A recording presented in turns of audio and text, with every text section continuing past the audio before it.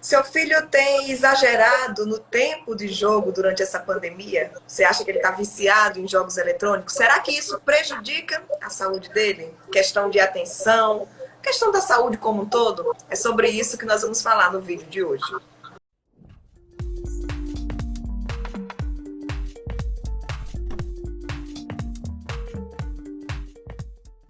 E para esclarecer tudo isso, para trazer uma luz para as mães que estão aí cheias de dúvidas sobre esse excesso de tela que esse tempo de pandemia trouxe, a gente está recebendo o neuropsicólogo, o neurocientista, doutor Neri Adame Neto, e a gente vai bater um papo que se você tem um filho, se ele está exagerando nos jogos eletrônicos, nas telas, nessa pandemia, fica aqui que serão muitas orientações importantes. Não é, Neri? Tudo bom? Muito obrigada por estar aqui com a gente nesse bate-papo. Bom dia, primeiro é um prazer enorme estar aqui com vocês, né? É uma satisfação, principalmente falar de um tema que é tão importante nesse momento, né? Já era muito importante alguns anos atrás, mas em período de pandemia, de isolamento social, ele virou um tema assim, riquíssimo para todos nós, não só para... Eu digo muito que eu tenho um filho adolescente em casa, então é um discurso que você tem que falar sobre essas tendências e o que acontece, mas a gente tem que colocar em prática, senão não dá certo, mesmo dentro da nossa casa. Verdade. Neri, antes tinha toda essa campanha, né, na questão desse controle da exposição a telas, dos jogos eletrônicos, aí veio a pandemia e essa exposição a tela se tornou inviável, porque até a aula da criança é na tela. E aí os pais meio que ficaram sem saber o que fazer. E muitas crianças, muitos adolescentes hoje, eles podem se considerar viciados em jogos. Não tem outra vida a não ser na tela. Né? E isso tem prejudicado muito. O que é que você tem percebido na sua rotina aí de atendimento a essas crianças e adolescentes? Vamos lá, o que eu costumo dizer? A pandemia, o isolamento social, ele potencializou muitos sintomas. Então, o que nós temos visto aqui na clínica, aqui no consultório? Que pessoas que já tinham, eu não falo só de crianças, viu? A gente está falando de crianças, especificamente de jogos, adolescentes, mas a quantidade de adultos, inclusive, que estão viciados em telas, em redes sociais, celular, tablets, séries. Então, é absurda, é muito grande. A gente tem recebido uma quantidade enorme de pessoas com essas dificuldades. Então, eu costumo dizer que a pandemia ela potencializou. Então, pessoas que tinham tendência a quadros ansiosos, a dificuldades de sono, a transtornos alimentares, a ansiedade, a depressão, a pandemia potencializou isso aí. E com as crianças e adolescentes não foi diferente, né? Principalmente se os pais já rebatiam, já combatiam muito o uso excessivo de telas, e aí veio a educação dizendo assim, olha, para acontecer vai ter que ser junto às telas, seja o computador, o tablet ou o celular. E aí não dá para dizer assim, olha, não use. E eles trazem diversos argumentos, né? Um trabalho escolar, que eu vou me reunir com um grupo, e o próprio meio, o próprio contato social hoje, né, desses adolescentes tem sido muito mesmo dentro dos grupos, seja de redes sociais ou de WhatsApp, através dos equipamentos eletrônicos. Eu percebi muito aqui em casa, tem esse joguinho, esse Free Fire, que eles jogam muito e ali termina sendo um ponto de encontro, porque se reúnem os amigos todos e ficam aqui falando e eu escuto a voz dos amigos, tá? Parece que tá todo mundo aqui dentro de casa. Terminou sendo aí, esses jogos terminaram, eu acho que se transformando daquela pracinha do condomínio, a escola que eles não encontravam, e ali era um momento de encontro. Mas aí eu acredito que passou do ponto. Faz o quê, Neri? Vamos lá, vamos entender esse processo, né? Os jogos eletrônicos, seja o Free Fire, ou qualquer outra plataforma de integração social, nesse momento, ele é muito importante. Aquilo que você disse, passou do ponto. A diferença está na medida. Porque os jogos eles acabam desenvolvendo uma série de habilidades e competências. Então, dentro do jogo, por exemplo, eu posso melhorar minha atenção, minha concentração, raciocínio, memória operacional, memória videoespacial. Então, o jogo em si só, ele não é maléfico. Né? Ah, mas é porque é um jogo de arma ou de tiro, de violência. Bom, se a gente assistir um desenho como Tom e Jerry, por exemplo, só o que tem é violência do Pica-pau, desenho. né? Pica-pau. Então, na verdade, é os Simpsons. Então, na verdade, você tem um quadro de desenhos e de filmes mais violentos, mas essa não é a grande questão, né? Eles até podem ser um start, um gatilho para uma outra situação, que não vem ao caso. Mas não é por conta dele, poderia ser qualquer outra coisa. Então, eu digo muito que do mesmo modo que o jogo ele pode ajudar no desenvolvimento dessas habilidades, ele também pode trazer alguns prejuízos. E dentro desses prejuízos a gente fala muito em dependência. Então, o jogo pode trazer um padrão de ansiedade muito grande, o jogo pode trazer um padrão de dificuldades atencionais, do mesmo modo que ele melhora a atenção no jogo, né, ele pode trazer uma dificuldade atencional na escola. Porque na hora que a criança está lá na escola, pela questão da ansiedade, de que vai ter um evento às 10 horas da manhã e eu estou no horário da aula, minha cabecinha está pensando no evento, no que vai acontecer no evento. Né? Então, o jogo ele também pode trazer fugas do mundo real, alterações de sono, alimentação, atividade física. É muito comum também crianças e adolescentes e até adultos que têm um excesso de uso de telas terem uma tendência a quadros depressivos, porque só encontram graça nesse jogo, ou nas redes sociais, ou no YouTube, e pode trazer alterações de comportamento. Então, esses são itens que a gente tem que ficar muito atento, né? Porque na hora que a gente observar, como pai, como mãe, ou como profissional mesmo, nós observarmos em nós mesmos que a ausência daquele jogo, ou a ausência das redes sociais, está gerando mais ansiedade, a gente tem que acender aquele sinal de alerta e dizer assim, opa, será que eu só consigo ficar com o celular na mão? Eu tenho pais hoje aqui no consultório que são viciados, tanto quanto os filhos. Na hora de brincar, no momento em família, ele está com o celular. E muitas vezes a gente tem sempre aquela desculpa, é trabalho. É trabalho. E, na verdade, a gente sabe que não é trabalho. Trabalho é uma parte. Então, as crianças também vão colocar muito isso nesse momento, né? É a escola, é porque eu tenho um trabalho, é porque eu tenho que fazer isso, é porque eu tenho não sei o quê. E, na verdade, esse trabalho, essa escola também é uma pequena parte. Então, do mesmo modo que o game, que os jogos eles acabam desenvolvendo habilidades, eles também podem comprometer, ser menos funcional nesses itens. Né? E o que me preocupa muito, por exemplo, é quando eu estou num aniversário e de repente eu vejo uma criança, um aniversário em família mesmo, e de repente eu vejo uma criança lá, um sobrinho, que todo mundo está brincando, conversando, e ele está sentado numa cadeira dentro de um jogo. Então a gente começa a perceber que há um isolamento social, há um comprometimento, há uma alteração comportamental. E aí o sinal de alerta tem que estar aceso. Como agir nesse momento? É tomar o celular? É tomar o jogo ou não? Tem que ser de uma maneira sutil. Né? Porque eu acredito que se tomar de uma vez vai ser pior. A gente precisa adaptar. Né? Isso é igual ir numa nutricionista e ela diz assim, olha, você vai comer uma bolacha creme cracker e um copo de água de manhã cedo. Não funciona. Eu tenho que ir regulando gradativamente. Nós temos que entender que a dependência tecnológica hoje ela é um problema de saúde. E ela é muito séria. Né? Ela já é uma patologia, ela é considerada uma patologia pela OMS, assim como o vício em álcool, em cocaína. É extremamente sério. E a gente acha que muitas vezes, pela criança estar dentro de casa, né, que ela está segura e que o álcool ele é mais prejudicial, a cocaína ela é mais prejudicial e a dependência tecnológica é fácil tirar. Não é fácil.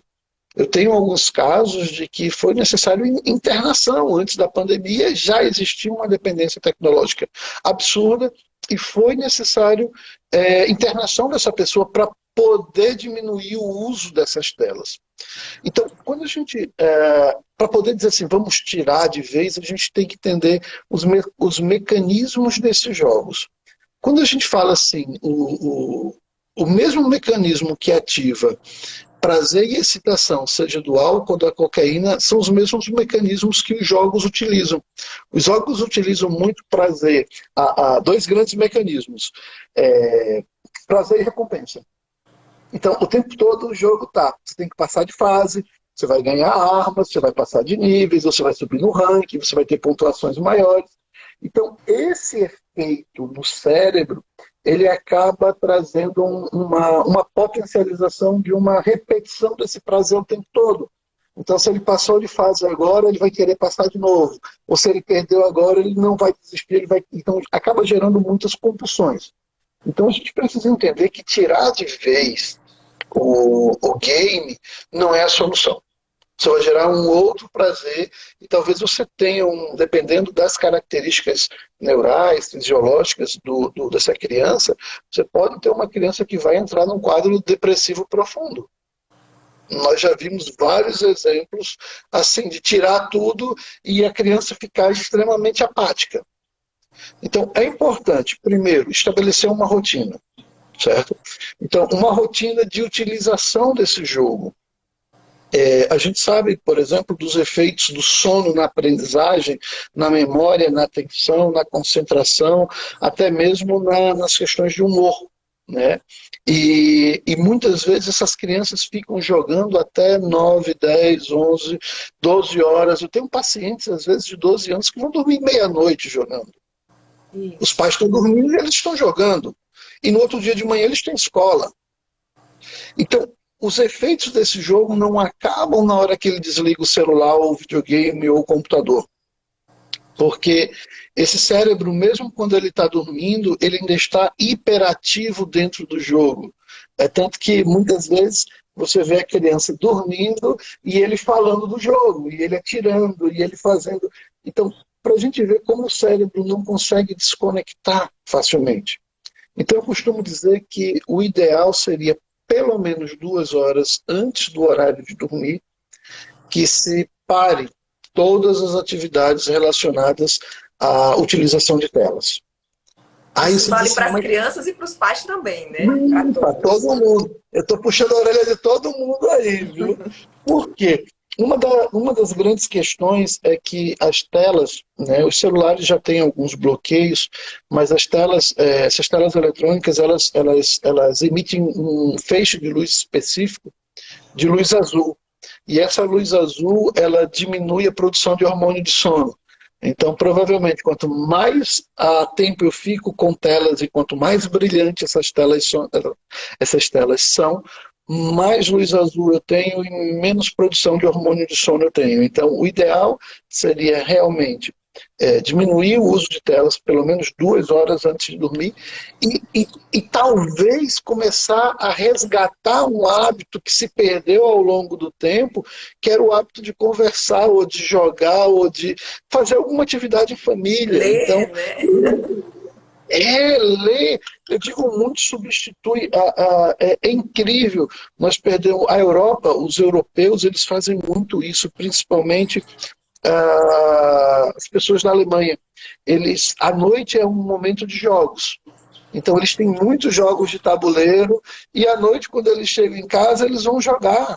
Então eles estão, além da interação social, que é muito grande, eles estão desenvolvendo uma série de habilidades. E a gente está vendo aqui no Brasil muito, né, as conversas muito restritas ao WhatsApp. Mãe, estou com fome. Mãe, traga um copo d'água. Quer dizer, deixei até de conversar para escrever, para ter uma comunicação, mesmo dentro da própria casa, por WhatsApp.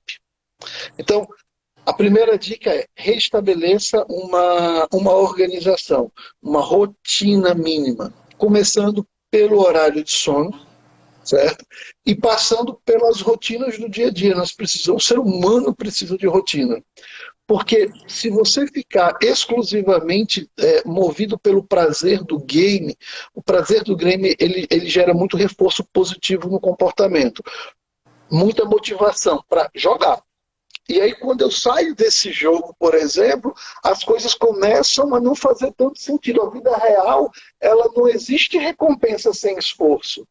Eu não tenho como tirar uma boa nota se eu não estudar. E estudar nem sempre quer dizer fazer com prazer, mas fazer porque eu tenho que fazer. Então, é importante demais esse processo de pensar que eu não posso viver exclusivamente no mundo virtual, porque se eu faço muito isso, eu acabo perdendo um processo de resiliência. Então eu acabo não desenvolvendo a resiliência, que é a capacidade que eu tenho de vencer obstáculos, de conquistar, mesmo em situações difíceis. E aí a gente perde, porque o game não faz isso. O game gera muito prazer e recompensa, prazer e E recompensa. lá na frente, essa conta dessa falta de resiliência vai chegar. Não é, E Neri? chega pesado. E chega pesado, e aí a gente começa a ver é, crianças se automutilando, crianças que não sabem lidar com frustrações, porque nunca foram colocados à prova de frustrações. E aí eu fico pensando muito que horas a família vai acordar para entender que o mundo ele vai gerar frustrações o tempo todo. E quanto mais eu souber lidar com frustrações, mais eu vou sair fortalecido, né? Então, isso é importante também. As crianças hoje, elas vivem muito dentro a gente evita muito o sofrimento dos nossos filhos, né? Achando que estamos protegendo eles. Mas não, o sofrimento ele é importante para o crescimento. Nós sofremos, nós temos uma geração que tinha que batalhar lá todos os dias, né? E as gerações futuras, bom, como é que vai ser? Tudo cair de mão beijada não vai, né? Como jogo. Então, Nery, tem mais alguma orientação? Você estava falando da questão da rotina. Para a gente finalizar esse trecho aqui, essa parte de como os pais agirem para conseguir conter essa dependência tecnológica. Eu acho que estabelecer rotinas e estabelecer horários. Eu tenho um filho adolescente também que adora jogo, adora tudo. E quando a gente viu, vamos sair hoje, hoje a gente vai almoçar fora, hoje a gente vai dar uma volta. Não, não quero, não vou. Aí você acende aquele alerta, está exagerando. E aí você começa a dizer, bom, você vai ter 1 hora de jogo por dia e no final de semana você pode jogar 2 horas. O que a gente viu muito de erro era dizer assim, na semana você não joga e no final de semana você pode jogar. Aí o É fácil menininho final de sábado semana, dormia o tempo inteiro jogando. E aí na hora de sair ele vai dizer, não, mas você não disse que eu podia ficar jogando? Então, eu acho, e é interessante que eles vão precisar redescobrir o prazer, porque até então o prazer está muito relacionado aos games, e quando ele redescobre esse prazer por fazer coisas simples, seja comer um caranguejo, fazer um churrasco em casa, então eles começam a dizer, caramba, existe uma outra vida, e eles gostam disso. Não dá para dizer também não vai mais jogar, isso não faz mais parte da sua vida, porque os amigos estão jogando, porque eu acho que o equilíbrio é fundamental para tudo. O equilíbrio. Então, pensar nessa perspectiva de que eu preciso, junto com meu filho, estabelecer rotinas e fazer ele perceber que ele está exagerando e que isso vai causar efeitos na vida dele, isso é importante. A gente consegue perceber uma mudança de comportamento significativa quando eles começam a ajustar esse horário de games. Eles Então, ficam muito mais irritados, muito mais imediatistas quando eles estão usando excessivamente os games. então, Diálogo. Diálogo. um tempo saudável seria 1 hora por dia? Bom, aí vai depender de cada família. Eu acho que não dá para a gente criar uma receita, mas dizer assim, olha, você tem 1 hora por dia, porque se eu deixo também só no final de semana, é uma possibilidade. Mas se eu deixo só no final de semana, eu penso muito que ele vai querer, no final de semana, fazer tudo aquilo que ele não fez na semana. E aí vamos começar a medir. De repente a gente vai criando interesse nele, que ele vai começar a pensar em outras possibilidades além do game. Eu acho que a gente também tem que propor alguma coisa, tem que ter uma troca, né? E quando eu falo troca, eu falo muito de gerar uma outra atividade. Eu não posso tirar o game e não colocar nada no lugar. Então eu tenho que tirar o game, mas tem que ter uma brecha ali. Porque essa geração ela está muito assim. O que, que eu tenho que fazer? Ela não consegue mais brincar só. Ela tem que estar brincando, ela tem que estar fazendo alguma coisa. O que, que eu vou fazer agora? Cara, não sei. E muitas Vamos vezes ler. exigindo muito dos pais, aí para se livrar, os pais preferem que eles fiquem nos games, nos jogos, né? Isso. Acho que estão mais seguros e é o contrário. Neri, E quando essa criança, você já percebe, não, já esses jogos, foi um ano de pandemia já, você já está percebendo que realmente aquilo ali prejudicou o desenvolvimento do seu filho, ele está ansioso, ele está com déficit de atenção, você já vê na prática mesmo que realmente foi prejudicial para ele. E o que fazer nesse momento? Né? Quais são as opções? Que profissionais a gente pode procurar? É o psicólogo, é o neuropsicólogo? Como é que a gente pode avaliar a real situação do nosso filho hoje? Eu acho que a psicologia ela tem trazido grandes contribuições, né, quando envolve as questões comportamentais. Acho que a neuropsicologia, a psicopedagogia, né, ela tem trazido também grandes contribuições, principalmente quando o desempenho acadêmico ele está prejudicado, né? Então você precisa avaliar se realmente. Eu acho que os pais começaram a ver, a pandemia trouxe uma possibilidade diferente, os pais começarem a ver os filhos de forma diferente. Porque me parece, eu tenho escutado algumas mães falando assim, Nery, eu descobri que meu filho é isso, que meu filho faz aquilo, coisa que elas nunca tinham percebido.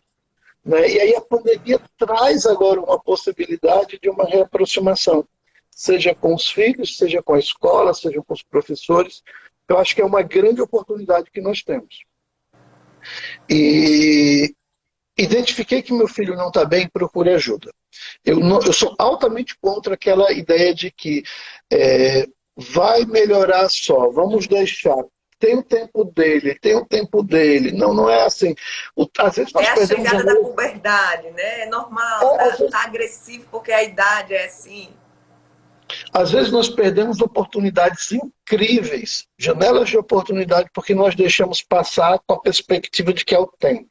O tempo vai fazer, o tempo vai chegar, o tempo dele. Eu não acho que seja, não acho que seja assim. Eu acho que quanto mais cedo a gente percebe, mais cedo a gente consegue ajudar, mais cedo a gente consegue uma estimulação adequada e mais cedo ele evolui, né? Mais cedo ele evolui. Então, eu penso bem que percebi que não tem algo legal com o meu filho ou comigo mesmo enquanto pai, né? Não estou conseguindo. Procure ajuda que você vai ter uma orientação melhor de como conduzir, do que fazer. E eu acho que isso aí é extremamente importante. Seja com um psicólogo, quando tem mais questões comportamentais, seja com um neuropsicólogo para avaliações ou psicopedagogo para essas avaliações. O que não dá é para deixar o tempo passar e quando eu perceber eu precisar do psiquiatra. Então eu penso muito nesse sentido.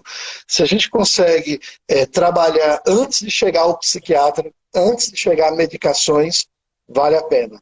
Porque senão o que vai me restar são medicações e psiquiatria, que vai ser um paliativo para aquele momento suprir aquela necessidade de um risco de uma depressão, de uma ansiedade, um transtorno grave de ansiedade, ou mesmo quando começa a se lidar com frustrações, automutilações, riscos de suicídio infantil, são números que são alarmantes e que a grande maioria da população não tem nem ideia. Como é que é feita essa avaliação? Vamos falar do seu trabalho, dessa questão do neurofeedback, como é que é feita essa avaliação? Um dos itens, eu costumo muito falar que a gente tem que avaliar o sujeito como todo. O paciente, a gente não pode analisar uma única vertente. Quando os pais me procuram, por exemplo, aqui na clínica, nós sempre tentamos, na anamnese, definir qual é a melhor estratégia para essa avaliação, para que a gente possa ir na fonte do problema. Porque se você não for na fonte do problema, você está só com paliativo. E paliativo não resolve. Eu preciso de resultados, os resultados eles precisam vir baseados em evidências, baseados na origem dos problemas.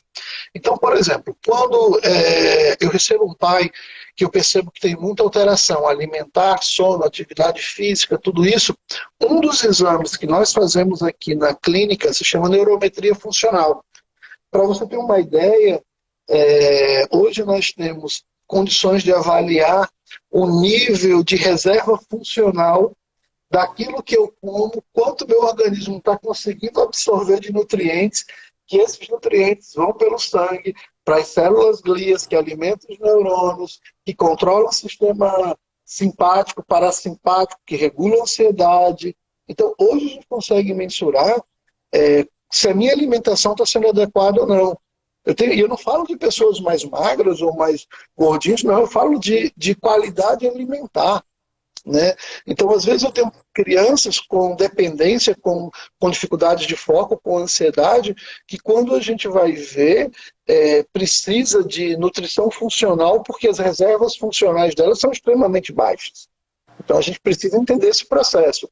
Uma das avaliações que nós mais fazemos aqui na clínica é o EEG quantitativo, que é um instrumento que a gente usa através do neurofeedback, que é avaliar os padrões neurais com eletrodos, aonde eu consigo identificar, por exemplo,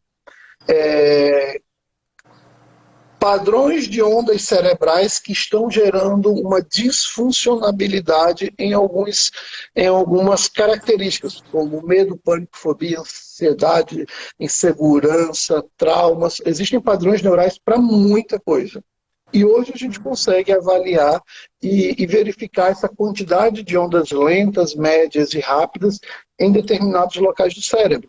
Ontem à noite, eu estava avaliando uma garota de 22 anos, universitária, com crises de ansiedade absurda, fazia psicoterapia há muitos anos e não conseguia mudar esse padrão.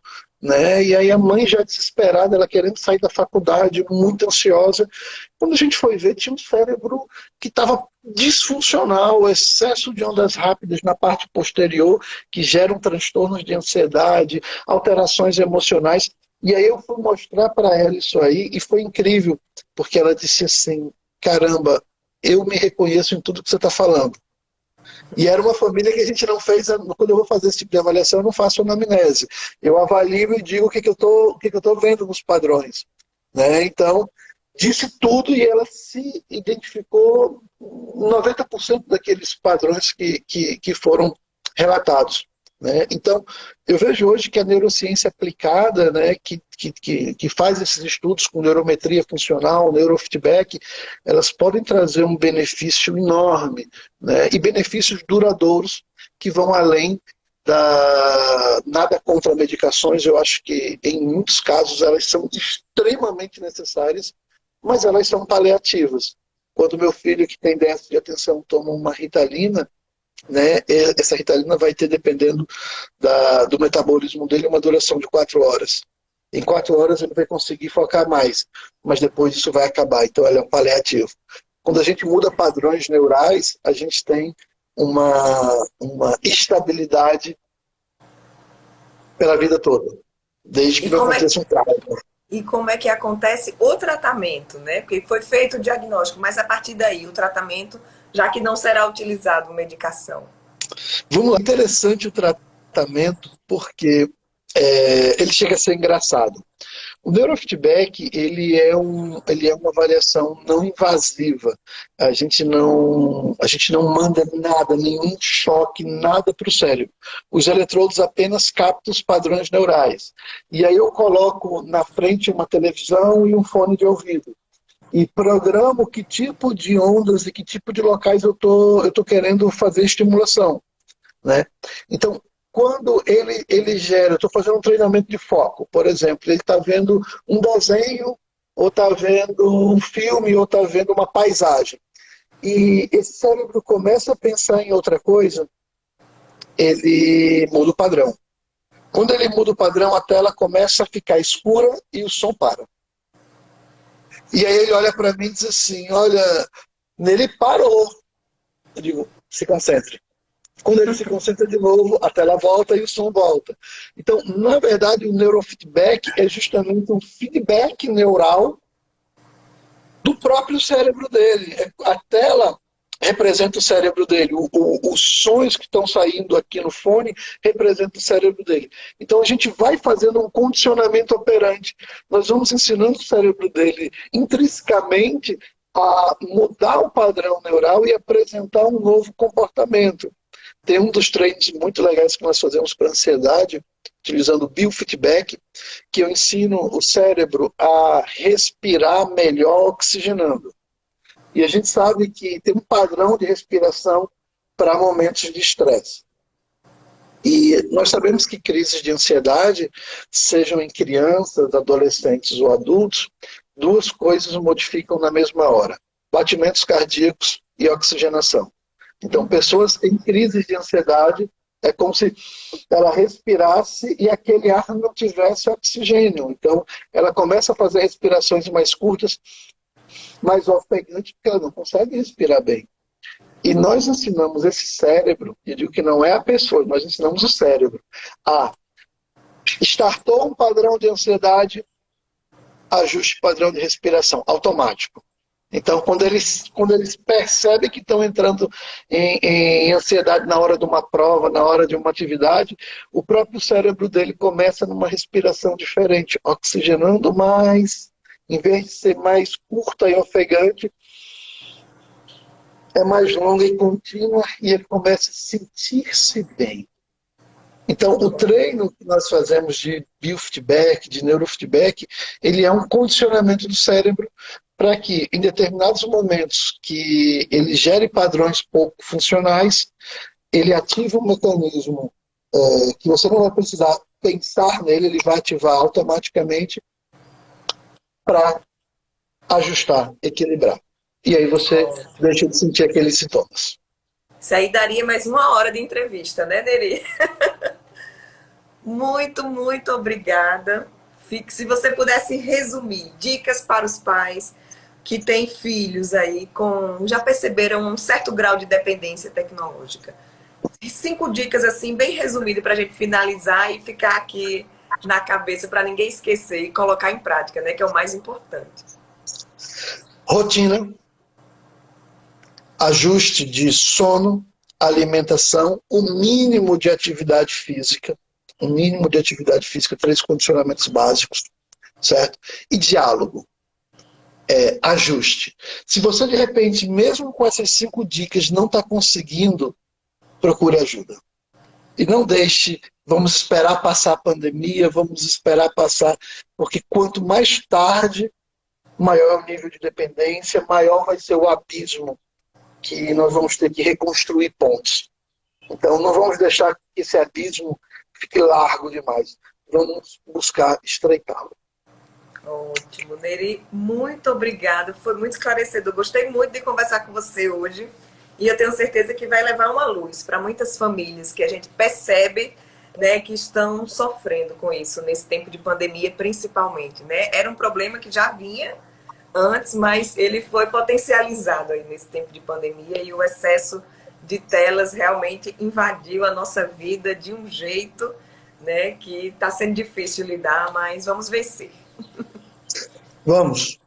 Eu acho que ainda é uma grande oportunidade, tudo isso que nós vivemos é uma grande oportunidade para nós estreitarmos laços. Então, chegou a hora de fazer alguma coisa. Parabéns pelo programa, incrível. A temática sugerida foi assim, de grande relevância e eu acredito para muitas famílias. Muito obrigada.